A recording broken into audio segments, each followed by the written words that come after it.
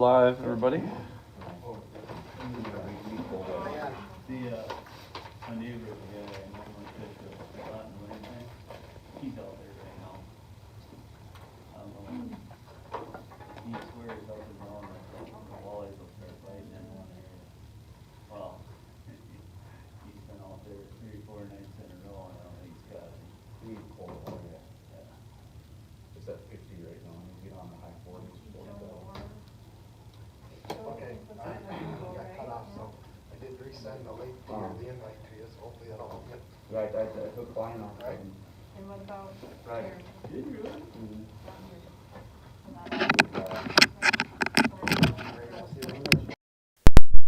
He was down in the front, he's. You see the moose up there, see it? See it, moose right by River Lake. That's just out by my place. It's pretty hard to see. Little bull moose.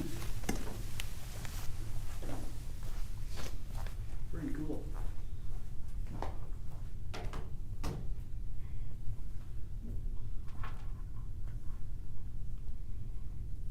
I don't know if it's sending you another invite or not, that's what, A different one? well, I'm just trying to send this one back to him again.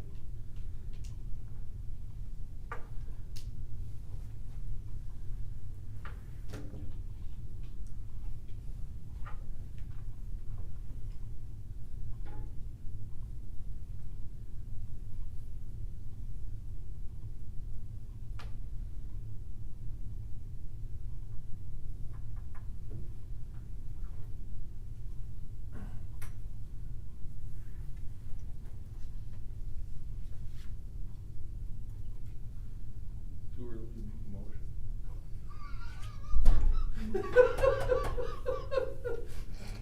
You Yeah, I warming know. up?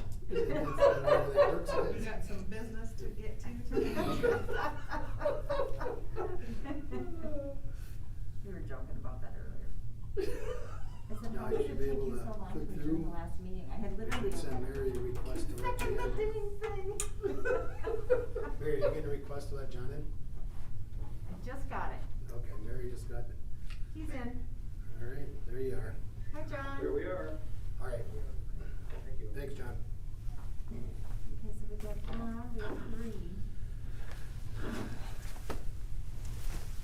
Has Dennis been up here yet? No. He did say he was gonna be here.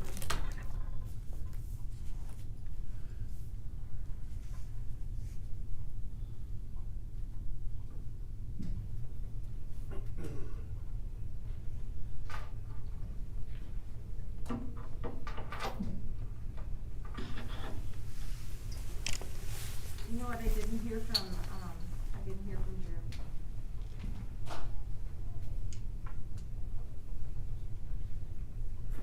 Say, John, your mic is on. Yeah, Denny just came in. And you're not getting anything from Joey there? Hey. Joe said he was gonna be on Google. Yeah, Evening, Dennis. I don't have anything from him. Good, you? Hi, Dennis.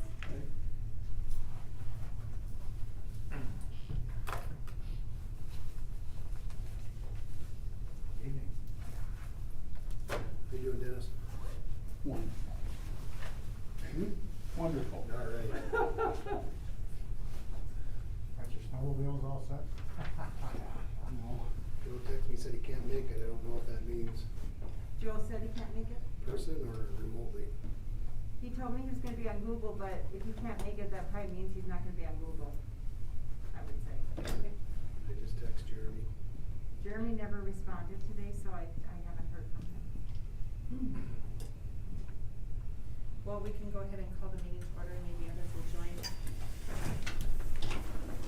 I pledge allegiance to the flag of the United States of America and to the republic for which it stands, one nation, under God, indivisible, with liberty and justice for all. Thanks for coming, everyone.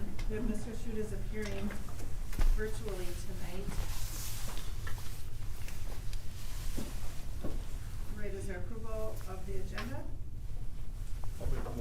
approve. Motion by Mr. Hall, is there a second? Second by Mr. Bailey, any discussion? All those in favor signify by saying aye. Aye. Any opposed? Motion carries with all members voting yes. Is there anyone who would like to, speak to the school board? I don't see. Oh, no. Can you hear it all, John?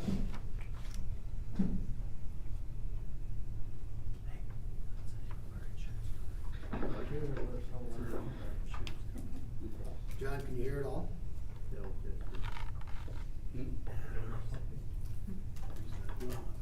Barry, you wanna try talking to him, or maybe there isn't? I'm not seeing any visitors who wish to address the board. John, can you hear me? You got massive feedback. I'm muting myself.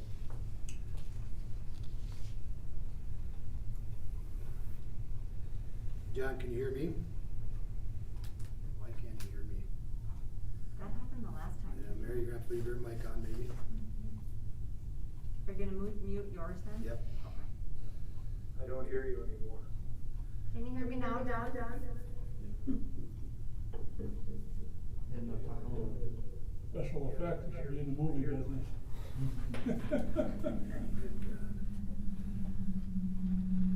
Feedback somewhere. Mary, can you run the speaker off of yours too then? Yeah. This one? No, I mean, just run this computer speaker. Oh. This- I don't know why it won't work on my computer. John, can you hear? I can hear you, yes. Okay. There we go. We'll try that. Okay, we're good. Sorry, everybody. I don't believe we have any scheduled presentations, so we'll move to old business. There's a series of policies here, that are on for second reading.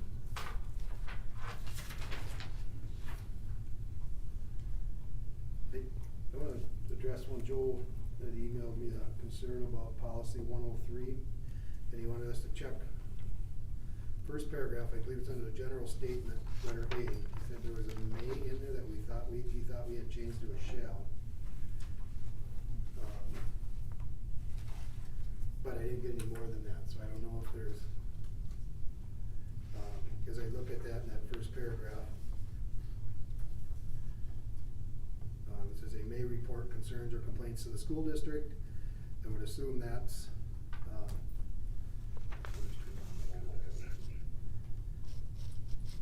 maybe not. I would assume we wanna leave that as may. While written reports are encouraged, complaint may be made orally. I think we gotta leave that in there. We encourage people to do written complaints, but we'll leave them, I have the option to do it orally. I think the other may, in there is a person may file a complaint at any level of the school district, the principal, superintendent, or school board. Again, that seems like that's a may that needs to stay there, so I guess I was looking or seeing if anybody remembered anything else we changed in there, or if we're good with that. I'm personally okay with it. I think oftentimes these, the reason why mays are used is so there's different options and forums for people. Okay. For instance, if it's a superintendent who's breaking the rule, they're not gonna be required to Right. go to the superintendent, right? And so you usually have different options, both oral and written, and levels in which to report. And then once the report comes in, then you have a uniform, protocol of where that would go and who would follow up with it and how it would be documented, so. Right. That's usually why the words may are in there. Anyone have any other questions or comments? I think it should be okay. Alright, that was my only comment. That was concern brought up earlier today. Okay, is there a motion to approve the policies that are listed, on the agenda for the second reading, or do you need one Well, for each? and maybe, now I'm just looking at this, maybe it's the last sentence in the first, under purpose. If a specific complaint procedure is not provided, the purpose of the policy is to provide a procedure that may be used, should that be shall?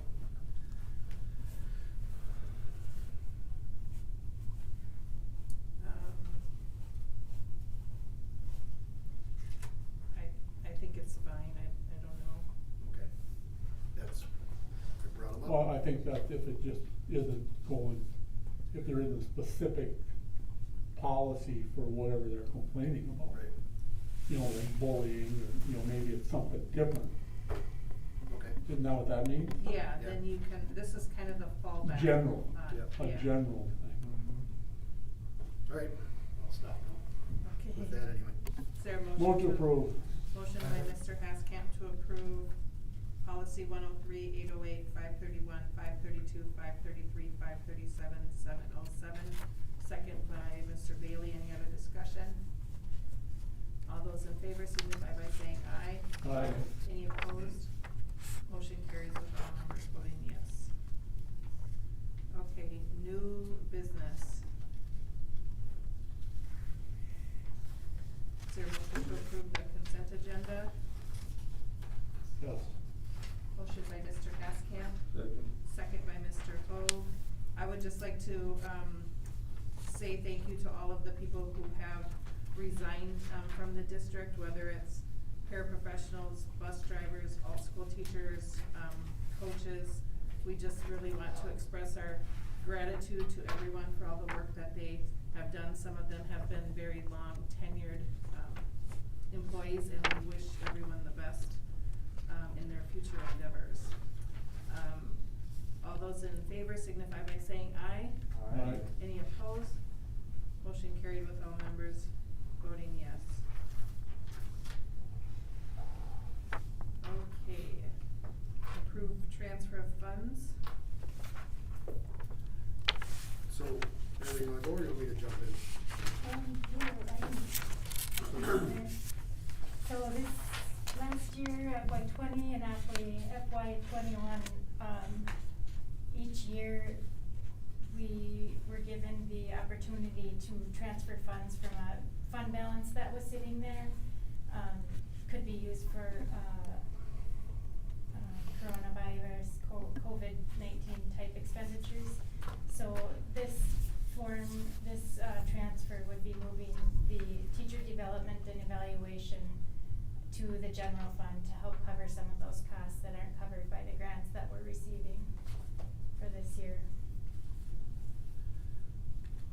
So there is staff development funds available to, cover any of the to cover if we're teaching and learning type things. I think this goes back to fund that was created, dollars that were generated when the statewide teacher evaluation plan went into place. There was money set aside, our districts had to set money aside to do that, and this is money that's been sitting in the fund, since that, I believe. So with the COVID, with the changes are allowing with COVID monies and transfers, this is the time we can transfer that over and we can use it to help cover some of our other expenses related to COVID, so. But we need a board action. So where was this money? It wasn't in the general fund before, there was a special account for it? Yep, it was in a special reserve fund, teacher development and evaluation. And it doesn't look like Aiken has spent any or very little since it's been received, which was quite a few years ago. And, Is there anything in the, teachers' contracts that specify, so many dollars are set aside or things like that? we have in staff development, we'll have approximately, the books aren't closed yet, but approximately, as of June 30th, 2020, we'll have about $184,000 in staff development. So those funds, the TDE or the teacher development and evaluation funds are kind of, you can use them for the same purposes. So there's plenty of money, available for those types of purposes. And specifically the TDE money, which we would be transferring, we have, the opportunity and specifically the state has given us, the go-ahead to that this year and last year, we are able to make those transfers. Otherwise, you can never transfer those types of funds from one fund to another. So you don't anticipate that by transferring those, that anyone who would have gone to a training opportunity would now be denied? No, there's $183,000 in professional development. We don't come close to spending that. Okay. And that's why we're thinking now is a good time to transfer that, because for it. Our staff development fund, as Heather said, is pretty healthy. And part of that has to do with nobody's been able to go anywhere since March. I mean, that's. Yeah. comes down to it. Evaluations, that's to be done on the principal's time anyway, right? There you go, yeah, but I mean, it's part of the. I don't know what you're beating me into there, Mr. Gotcha. President, but. Is there a motion to approve the transfer of funds? I make a motion to approve. Motion by Mr. Hope, second by Mr. Bailey. Any discussion? All those in favor signify by saying aye. Aye. Any opposed? Motion carries with all members voting yes. Discuss the commissioner's review and comment on the proposed capital project levy. I believe we did this, but I needed to make it official.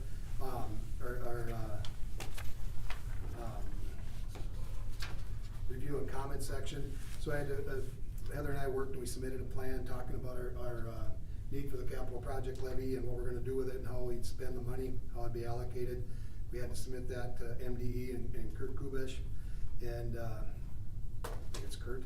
Anyway, then he back and forth with a few questions, and in the end, he approved a letter from Mary Catherine Richter saying that we're legally able to go forward with the capital projects levy. Except that we're requesting the $450,000 a year for technology and $50,000 a year towards transportation. So, any questions the board has? That was just part of the normal step and process, right, Yep. that we had to undergo. Yep. So we need a motion, motion second to approve it.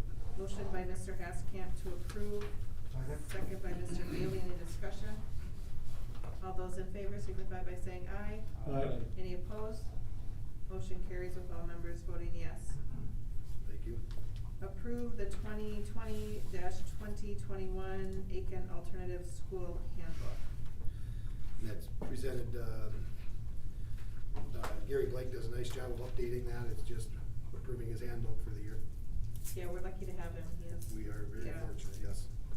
Move to approve. Motion by Mr. Bailey to approve the So, handbook. I mean, it's already out of date, right? I don't know, did not update it? Well, Jane Ferdoco retired. Oh, right, yeah. She just did, and She he just did. had put that in before, so. Okay, okay. Yeah, you're right. There's a motion to approve. Is there a second? Aye.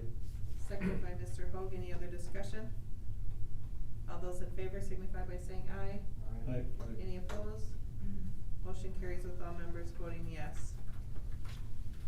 Administrative reports? Any board member reports? Okay, committee reports? Community Ed Advisory Council? Look and see if I have it in here. I missed that Yeah. meeting. I don't have the board report in our packet. Jump in here.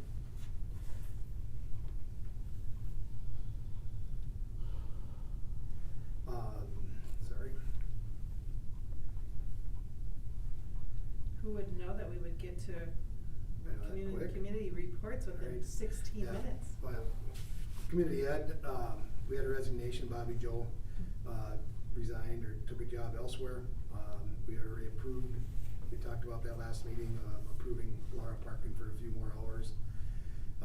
Spent some time talking about the winter programming. You know, it's still really up in the air as to what will or can happen. Did a little bit of follow-up with the summer project.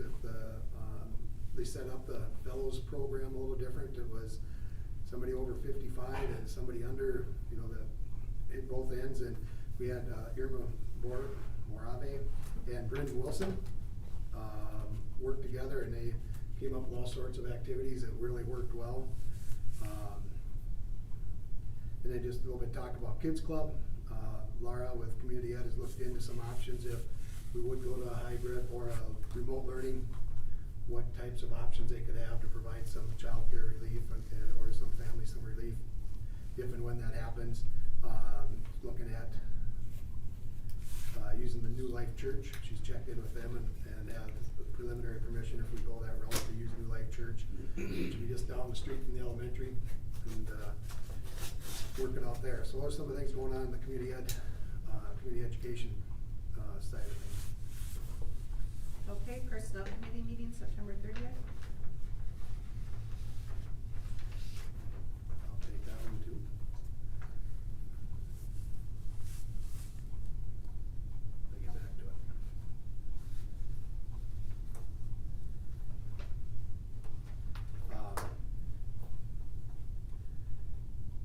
we did talk, and I think we've already, about extending Dawn's Day. We agreed to do that.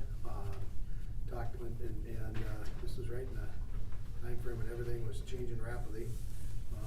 Looked at some things with coaches, but then that all kind of changed when things got opened up. Another thing we talked about is subs. We were right in the middle of our sub crunch then, and we pay $110 a day. Talked with a couple other districts, they've upped theirs a little bit. Within the area, 125 seemed to be the highest, but talking to that superintendent, he said it really didn't increase the number of subs.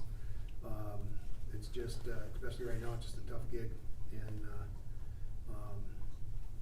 every district I talked to is kind of in the same boat for that. We've been fortunate the last few days, last 2 weeks, with our subs.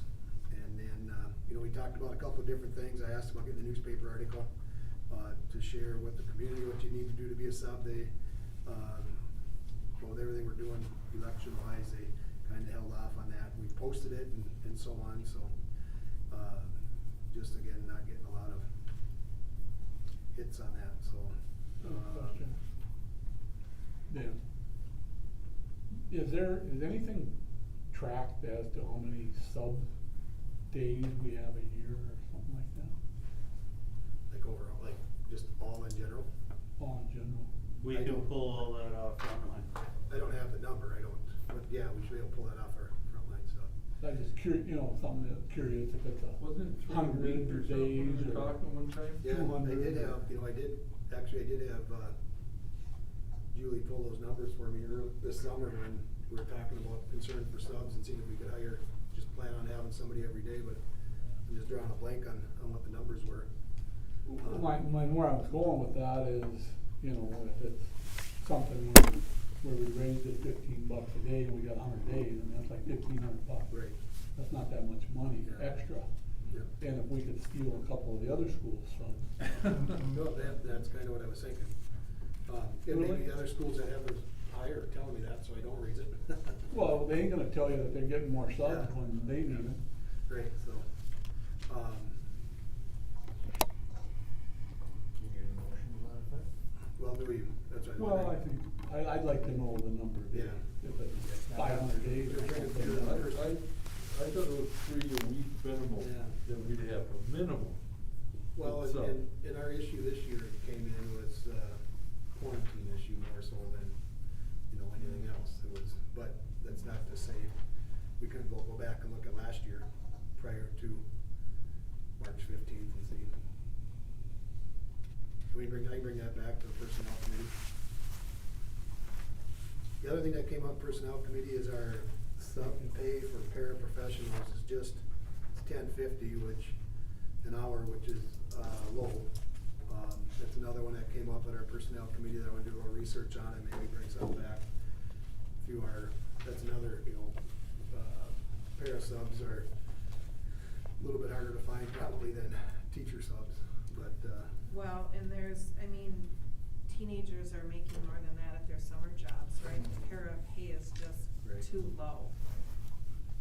so I'll look at the para sub and come back, come to the personnel committee and then come back next month with, looking at that, so. Alright. Okay, policy committee meetings, that whole set of policies is under the first reading. Is there any that you specifically wanted to talk about? Not necessarily a policy, but something that we talked about. So I guess I should let you ask questions, if there's anybody else has questions on the policies.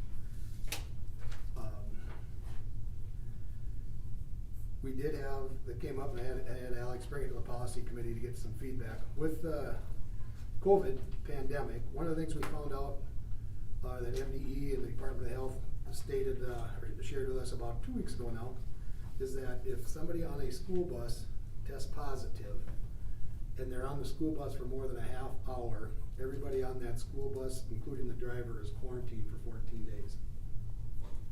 So that applies to everything, and the guidance we got from MDE was to try and keep your bus routes under 30 minutes, which was helpful. So if we can stop, You kick better them all hope you're off within and put them 10 back on. Yeah, I know. Get some fresh air.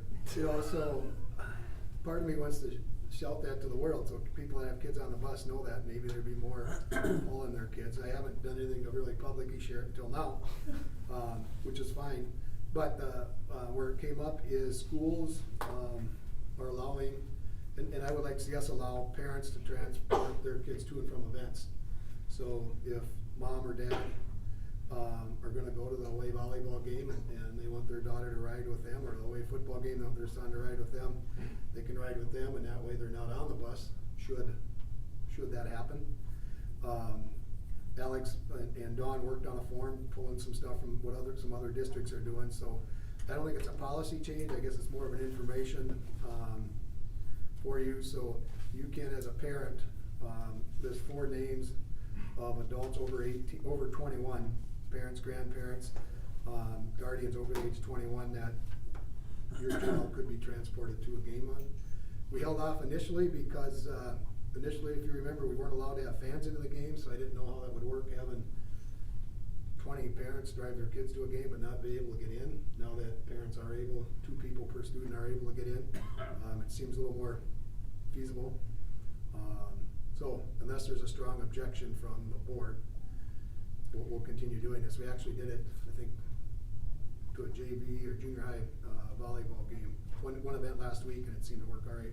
So are you still limiting it to just the parents, guardians, or grandparents, or, I mean, it kinda seems to me that if a parent is waiving, you know, if they're relieving us of, this responsibility or this duty, and they're waiving any liability, that really perhaps they should be able to ride with any adult, or, you know, not just limit it to that, because there may be other parents, you know, that you would be okay sending your child with. So it just seems to me if you're waiving it, you're waiving it, and does it really matter? Well, this who's goes driving? along with when people could sign kids out after games, it had to be a parent basic, although we did make exceptions if there was something in advance. Yeah, we could look at that. Maybe This is just a temporary thing. COVID related, it's in here that due to COVID-19 circumstances. Excuse me. Here's another thing, Dad, I wanna ask.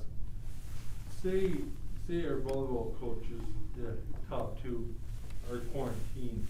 Can Scott, since he's got a coaching license, can he fill in for them just so they don't cancel the game on the kids, or no? Yes. They can? Okay. I'll be busy, Kevin. I would Right. think- I'll be busy. I'll be doing football. But Anybody with No, coaching- but I'm just curious.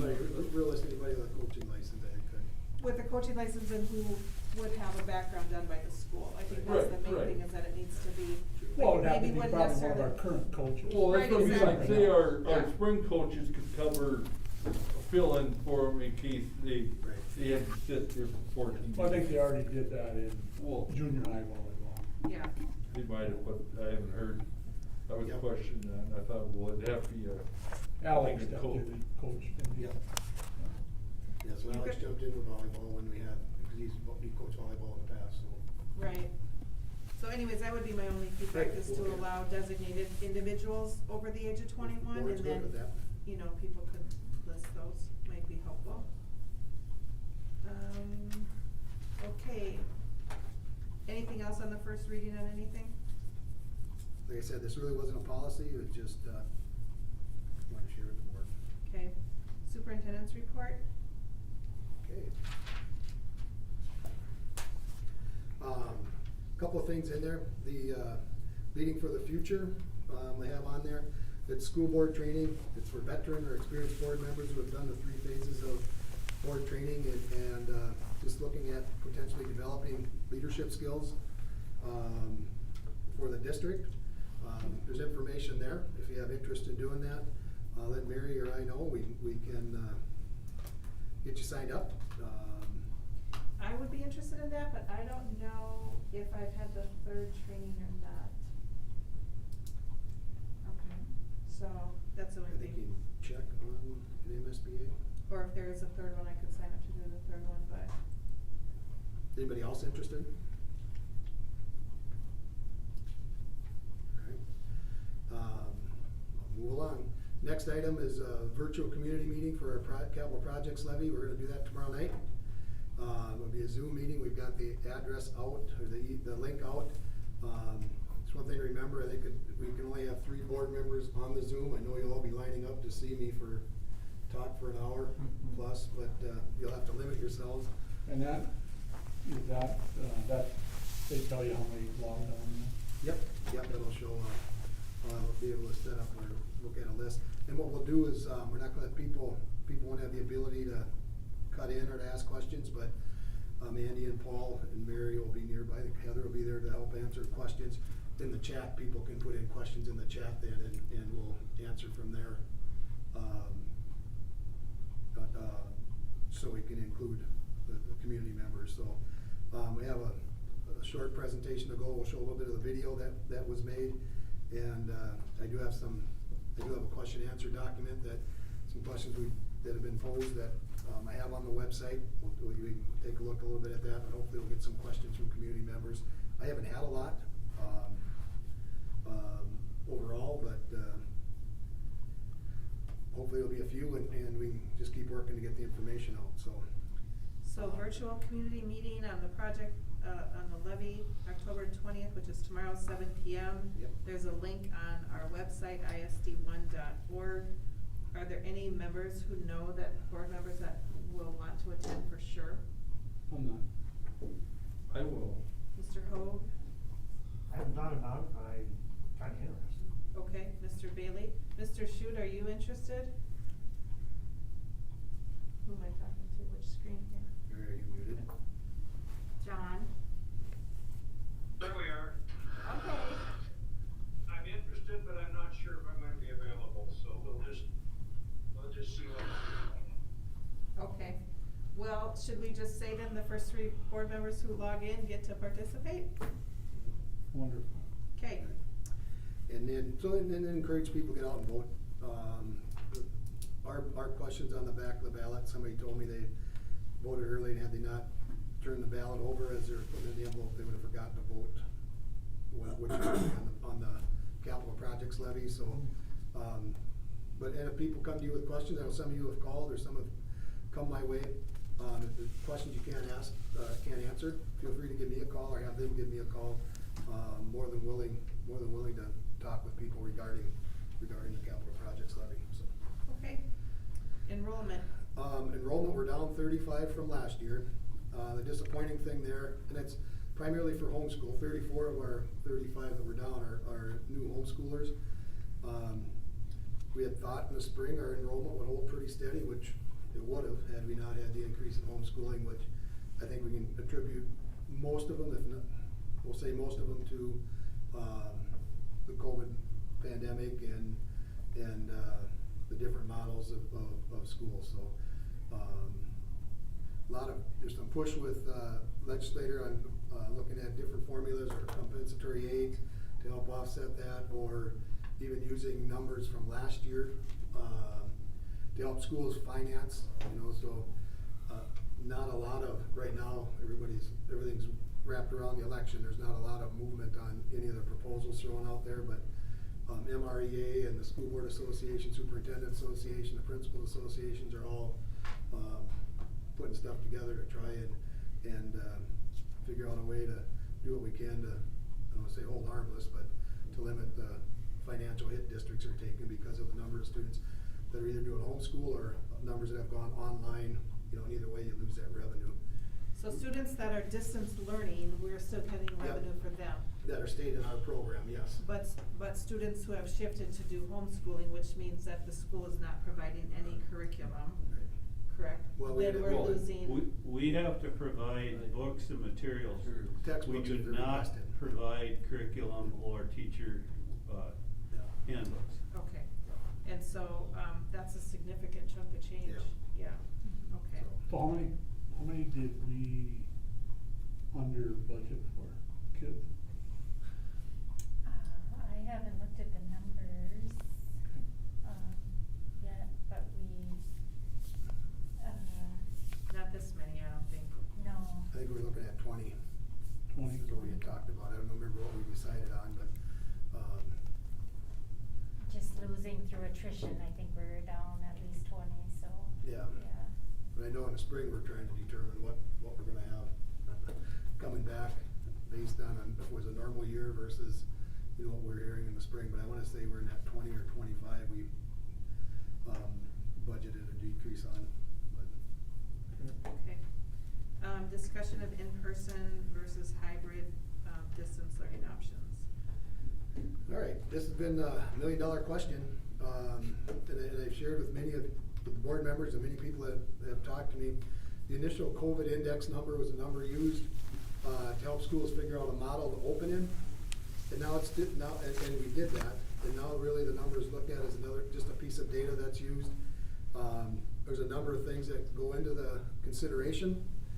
We have a couple of times a week, I'm in Zoom or remote conferences with Aiken County Health and Riverwood Healthcare Center, along with, last week we had a consult with the Minnesota Department of Health, all talking about our numbers and what that means.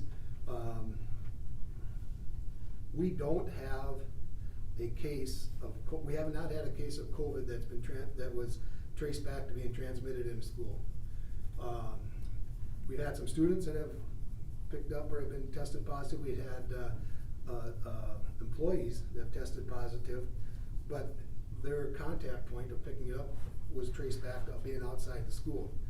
What's happening now is that it's considered community spread is where many of our cases are, and by community spread, it's people are getting the virus out in the community, anywhere in the community. It could be the school, but it could be when they're pumping gas at the gas station or whatever. So we have not, and if you would have told me September 1 that we'd be coming back an October board meeting and not had any cases traced back to the school that were transmitted here, I think we all would have taken that. So I think that tells us a couple of things. Our the protocols and the things we're doing with the wiping down desks and tables, contact areas, the cleaning that's being done, I'm assuming helps. The masking, our kids have been, and staff have been very, very good about that. We have a few kids we got to remind to pull up over their nose, but after the first couple of days, that hasn't been an issue. Not always able to social distance in the school, but kids are pretty good about trying to spread out when they can. I think all those things work in our favor of staying open. I truly believe the safest place for our kids to be every day is in our building. Because if they're not in our buildings and having a teenager, it's hard for me to social distance him or have him wear a mask everywhere he goes or those things. So I know our overall numbers are creeping up. I did look at positivity. The counties. Counties are, yeah, overall county numbers, state numbers, everybody's seem to be, but when I look at our positivity rate, that's the number of positive tests, or percentage of positive tests per number of tests that are given. In September, when we had numbers that allowed us to open, our positivity rate was 5.3, which would be high. Even though our overall county numbers are higher now, our positivity rate, that would have been the last period data was available, was October 10th. Our positivity rate was 3.3. Way back when they talked about a positivity rate of 5 being in an area of caution or an area where you should be concerned. I'm not saying we're not concerned about a 3.3 positivity rate or the fact that our county numbers are going up. I think it's probably showing us it's just a matter of time before something pushes in and we have to make a move in the school.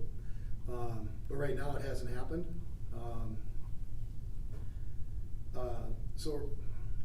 But my question is what is the board comfortable with as far as staying in person? We have, Paul, what's our number in high school, do you know? Remote learning? I think we have 168 that have chosen to go remote learning, and now I think we have in quarantine around 30. Yeah. And so 168 that have chosen, and elementary was about half that, wasn't it? Yeah, I think we This is like 136 and 82 or something, the enrollment figures.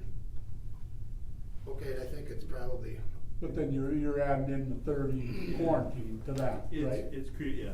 So that's where you come up with your 160 something. Yep. I think the hard part is that the data that we're using, that the state is suggesting that we use, is over 2 weeks old. Right. And the problem is that out of the 150 cases that we have in Aiken County, I think 50 of them, so 30% have occurred within the last, couple of weeks. Right. And so, that's the part that's hard, is as the county is continuing to see multiple cases day after day, but yet we're still, Right. you know, in this in-person model. And when you have one person exposed and then 30 people are just instantly sent out, that's a lot of fluctuation. Right. So that's the only concern that I have, is that the data, I know that we're following what the state is recommending, but the data itself is at least 2 weeks old. I'd like to, and the state doesn't put out a positivity rate like current. The county does some of the COVID index numbering, but they don't have a positivity rate because they don't necessarily know how many tests were given that cover our area. So they don't have that number. But you're right, our COVID index number is high. It's gonna be higher than, you know, it's in the 20s or low 20s. I can't remember where we're at now, I looked at it so often. But, the one thing that can help us compare apples to apples as much as we can in this is that positivity rate, because we know we're gonna have more positives when testing increased. We've said that all along. But relatively speaking, the number of positive cases that we have 2 weeks ago, right, granted, it was less than what, you know, we had when we started, you know, when we look at the percentage of those tested. So with that said,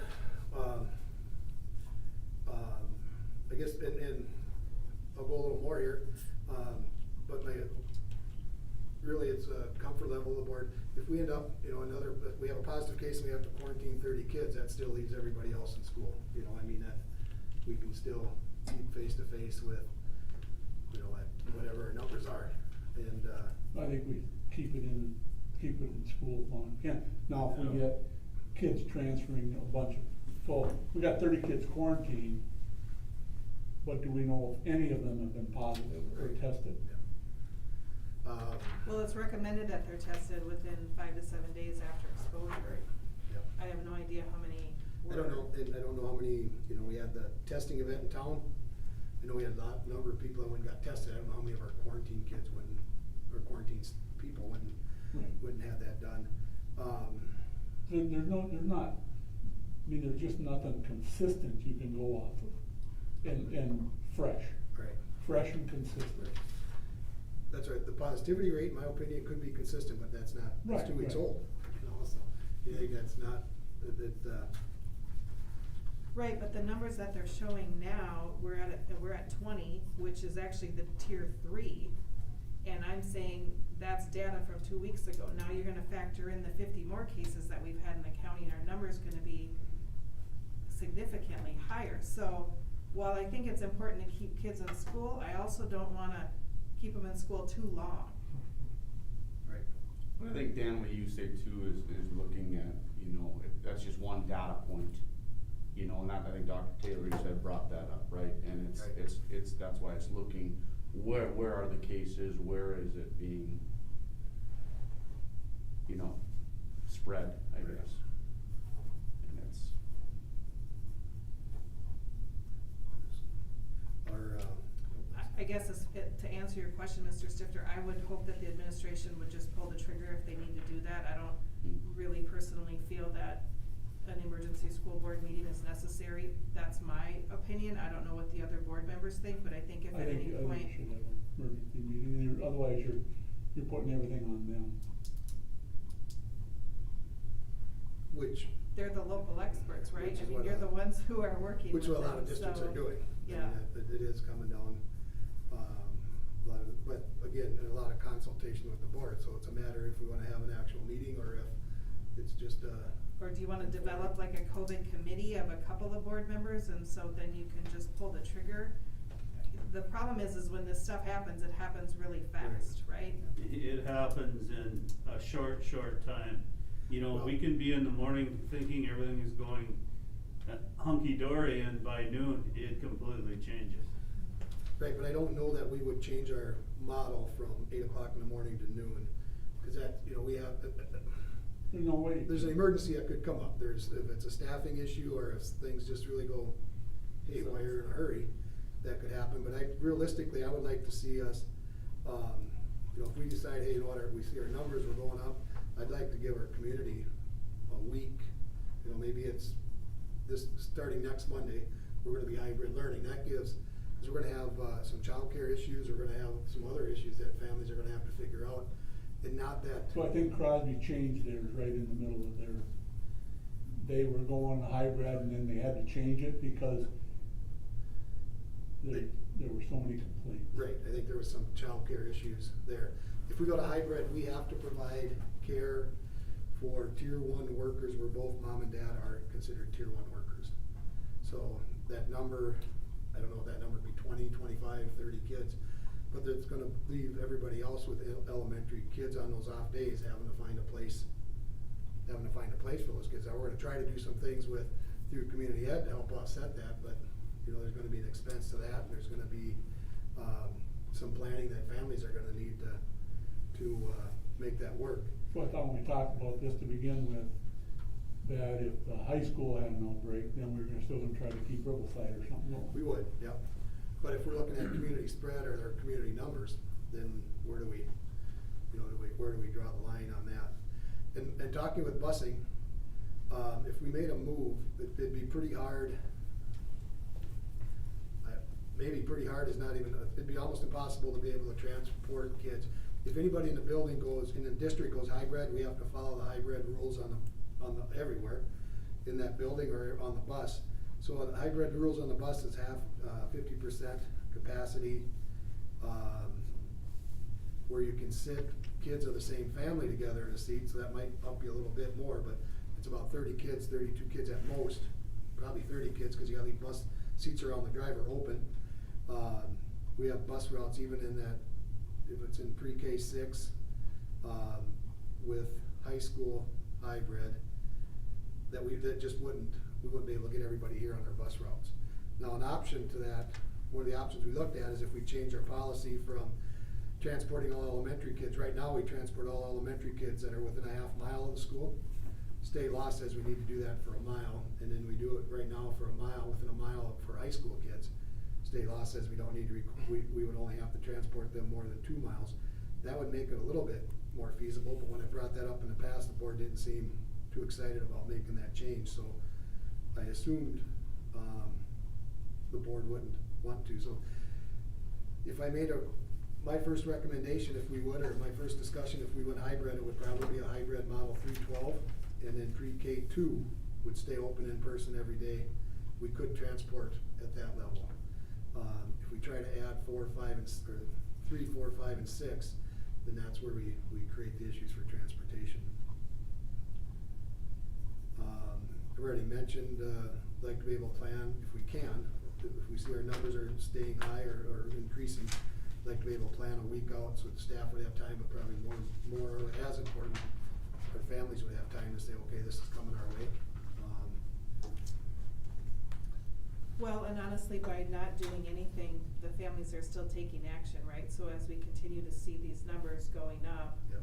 regardless of what the school is doing, families are choosing to do what they think is best for their students. So, part of it is, you know, watching those numbers too. And if we There's have, one thing that, I'd like to chime in here. There's one thing that I'm listening here and coming up with. If we do have something that does change extremely fast, and it's hard to catch up on, and you're concerned about a board meeting or how to notify people, there might be a time where we may have to just plain call school off for a day, 2 or 3, until we can get our stuff together. That wouldn't be totally out of line, I don't believe, would it? no, it would not. I believe, I don't know if you guys it's 3 or 5 days the state has granted. I think it's 5 throughout the year. The state has granted to allow districts to prepare to switch from one. So if we switch from one model to another, and it's gotta be something quick, we could say, you know what, we need to switch to a hybrid model tomorrow. We're gonna, no students, no school teachers, and everybody else would report and plan. And then the following day, well, doing it now would be Wednesday, we would start our hybrid model or whatever our new model is. So there is some flexibility with days there. so. But that would be an option as well. Anything else? So if we end up looking at a change, it's not a quick flip or emergency. Do we wanna have a board meeting, or we wanna have a committee of board members that I communicate with and get input, and, or just notify you all where we're at? And then you can respond back individually to me? I would say you could respond back individually. What's That that? might be the way to do it, What, I'm sorry? individually. Okay. I would think so. So email everybody or notify all the board, and then. Certainly not everybody email, but. Okay. Yeah. I'll text you, Danny, everybody, get that email. Ha, ha, ha. Ha, ha. All right, thank you. Okay. I guess I just really wanted some guidance what the board was thinking, or how they wanted to see it play out, so this is helpful. Upcoming meetings, community virtual meeting tomorrow on the capital projects levy, 7 PM. Personnel committee meeting October 28th. Election day is November 3rd, so I don't believe we can hold any sort of meetings that day, right? So please vote. Facilities and Finance Committee meeting November 5th, special school board meeting November 9th. Y'all gonna have your books by then? I don't have it. Okay. Let's I do, I see. won't tell you. Policy Committee meeting November 11th, school board meeting November 16th, and then upcoming truth and taxation hearing will be held December 21st at 6:30 here in the Aiken High School Media Center. Is there a motion to adjourn? Make a Wait a motion. minute. Oh, Wait a sorry, minute. sorry. You said the school board meeting as listed on that agenda says it's at 3:45 in the afternoon. Is that a No. misprint, or am I missing something? Oh, that's a misprint. That's a misprint. Isn't the truth and Okay, thank taxation you. at the Sorry December about meeting? you. Yeah, thanks, John, I'll get that Yeah, changed. December It's 21st. Mary's fault. It'll be 7 o'clock. Yeah, mine says December Thank you. 2nd here, but maybe Is it's that not. the November 9th one? November December 16th. 2nd? 16th. Well, maybe it doesn't all come up on my thing. Okay. And November Yeah. 9th special meeting, what's that? It's just our, that we scheduled every 2 weeks, so if there's something that No, comes that up. one we is have- actually Canvas. to canvas votes. Canvas Oh, vote. that's right. Oh, sure. Is that 7 AM Yeah. or PM. PM? We just Well, wanna clarify that for. We have it It's 7 PM, we could do it 7 AM if somebody, if that works better. I don't care. I'm up. Morning meetings, we tried that once, and like, You only need a quorum. What? That's the only thing going on, right, is to canvas the election. Yep. It's like a 2-minute meeting. so we're gonna do it in the morning? I would prefer to I do it in would. the morning. Prefer morning. Do you wanna change it to AM? I would. Okay. I won't Sure. make it, but- So 7 AM on the 9. 9th, November okay. 9th. That be up here? Yep, up here. Okay, motion to adjourn. Move. Second, Motion by whatever. Mr. Haskamp, second by Mr. Bailey. All those in favor? Aye. Aye. Any opposed? Motion carries.